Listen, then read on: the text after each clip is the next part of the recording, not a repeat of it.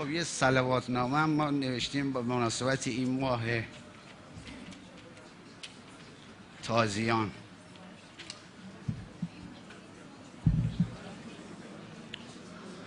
از اول روزه تا به آخر صلوات، تا مجلس ما شود معطر صلوات. فعلا بزنیم و پایکوبی بکنیم، بعدن که شدیم خاک بر سر صلوات. این خطه عجب شراب خوبی دارد، بر ریشه خاک تاک پرور صلوات. در مجلس هر که هر چه کردی کردی، در مجلس شیخ و اهل منبر صلوات. تسبیح بچرخان و فقط ذکر بگو، بر هر چه که شد بر تو مقدر صلوات. تکبیر بگو ولی نیا این ور بام، افتادی از اون طرف چی بهتر صلوات.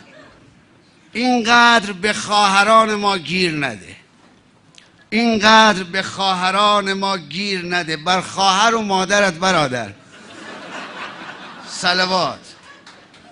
بفرست به چشم خواهری البته، بر هر چه نگار ماه پیکر صلوات. بعضی زنها چقدر زیبا هستند، بر صورت یوسف پیامبر صلوات.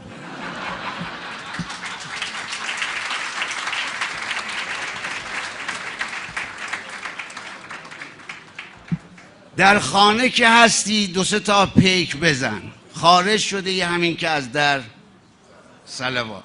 شادی روان اهل دنیا ممنوع، شادی روان اهل محشر صلوات. تا زنده و سالم نروی از دنیا، خوشنودی ارواح مطهر صلوات. ای نسل به پا خواسته با تاب و تناب، ای نسل به پا خواسته با تاب و تناب، بر سرو و سپیدار و صنوبر صلوات. جمعی بزنید هی از این ور کف و سوت، جمعی بفرستید از اون ور صلوات. رقصنده روی دار را شاد کنید، رقصنده روی دار را شاد کنید، بر روح جگرگوشه مادر صلوات. دعوا نکنید بچه ها حساسن، مردم نشده دوباره تا شر صلوات. دزدان همه حکم سازمانی دارند، دزدان همه حکم سازمانی دارند، بر غیرت قاضی و کلانتر صلوات. دزدان همه حکم سازمانی دارند، بر غیرت قاضی و کلانتر صلوات. ساکت بنشینید میسر شد، یک وقت اگر نشد میسر صلوات.